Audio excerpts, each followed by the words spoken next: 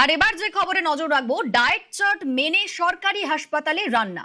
Diet chart মেনে খাবারের সবুজ সংকেত হাইকোর্টের। আজ থেকে সরকারি হাসপাতালে নতুন খাবারের চার্ট। সিঙ্গেল বেঞ্চের স্থগিতাদেশ খারিজ ডিভিশন বেঞ্চে। 23 জুলাই বিজ্ঞপ্তি জারি করে স্বাস্থ্য দফতর। সরকারি হাসপাতালে ডায়েট চার্ট ও টাকা বরাদ্দ রাজ্যের। 20 আগস্ট বিজ্ঞপ্তিতে স্থগিতাদেশ দেয় সিঙ্গেল বেঞ্চ। সিঙ্গেল বেঞ্চের স্থগিতাদেশ খারিজ ডিভিশন বেঞ্চে। ডায়েট চার্ট মেনে খাবারের সবুজ সংকেত হাইকোর্টের। ডায়েট চার্ট মেনেই সরকারি হাসপাতালে রান্না। আমার সঙ্গে অর্ণব রয়েছেন, প্রতিনিধি অর্ণব, হাইকোর্ট কি বলছে? দেখো, আজ বিচারপতি পম্পা সরকারের ডিভিশন বেঞ্চ আজ সিঙ্গেল বেঞ্চের নির্দেশ খারিজ করে দিয়েছে এবং রাজ্য সরকার, আমরা জানি নতুন সরকার আসার পর থেকে স্বাস্থ্যমন্ত্রী, স্বাস্থ্য প্রতিমন্ত্রী অর্থাৎ শারদা মুখোপাধ্যায়, একই সঙ্গে সুমনা সরকার প্রত্যেকে বিভিন্ন হাসপাতাল ভিজিট করছেন এবং তৃণমূল জামানায় স্বাস্থ্যের যে গুণ ধরছে সেটাই ধরার চেষ্টা করছে।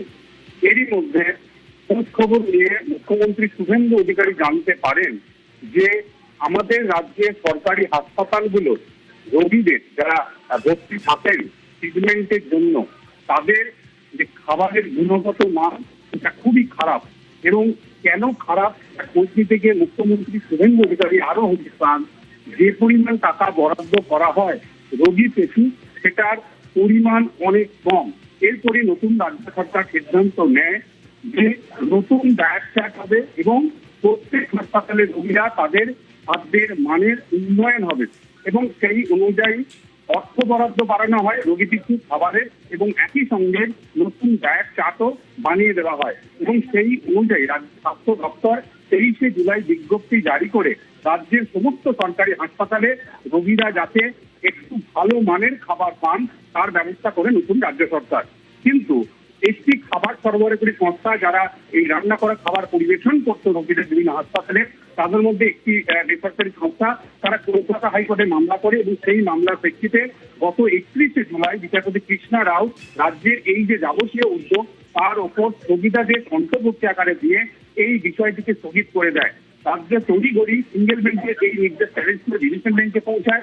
গতকালই জরুরি মামলা নেওয়া অনুমতি নেওয়া হয় মামলার জন্য এবং সেই মামলাটি আজ শুনানির জন্য আসেন বিচারপতি পম্পা সরকারের ডিভিশন বেঞ্চে এবং সব দিক বিবেচনা করে রাজ্যের যে উদ্যোগ, রাজ্যের যে সিদ্ধান্ত, সেখানে স্থগিতাদেশ দেওয়ার মতন কোনো বিবেচনা করার মতো কোন রকম গ্রাউন্ড বা প্রেক্ষাপট তৈরি হয়নি।